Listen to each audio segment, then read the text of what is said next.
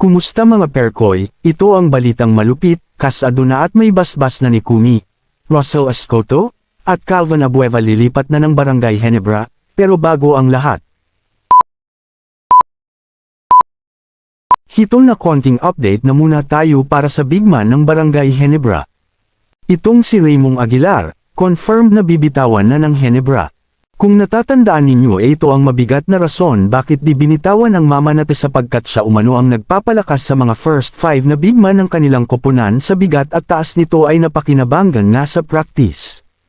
Pero may matinding dagok naman para kay Aguilar ngayon sa kanyang career sapagkat confirmed na daw bibitawan na dahil trade na nga din ng player na kanyang tinulungan na mapalakas, at ito nga ay walang iba kundi si Stan.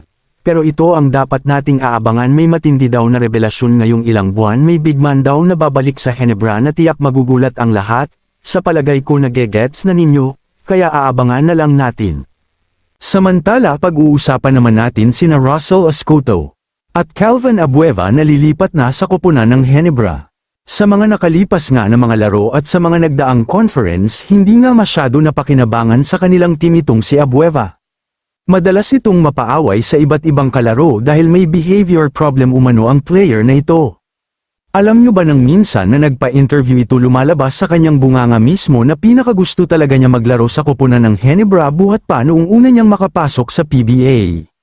Pero bigo umano siya sapagkat ibang team ang napasokan niya at the same time masaya naman siya sapagkat kahit papaano daw ay nakapasok naman siya sa mundo ng PBA.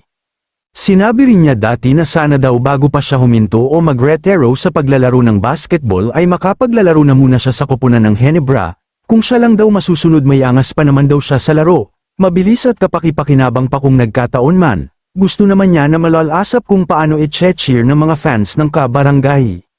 At ito pa Russell Escoto lilipat din ng Ginebra, katakataka naman bakit lilipat sa koponan ng Ginebra, ano kayang dahilan sa biglaang desisyon nito?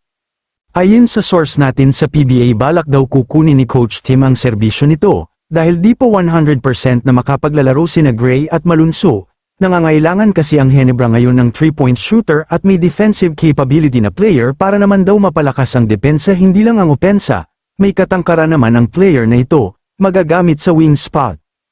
At pwede pa magiging ka-substitute ni Jepeth Aguilar kapag napapagod na ito. May edad na rin si Aguilar at bahagya na din hamina at bumagal sa paglalaro. Ang plano nga ng Ginebra ngayon ay ang pagre-rebuild ng kanilang mga player. Kaya marami sa matandang player ang na-trade dahil naapektuhan sa bagong pagbalasa ng mga player ni Coach Tim Cone. Sa palagay ko naman pwede talaga mailipat si Escoto at Abueva sa Ginebra, iisa lang kasi ang nagmamay-ari ng SMC team kaya't sa ayaw at gusto kapag ang may-ari na nagsasalita magagawa.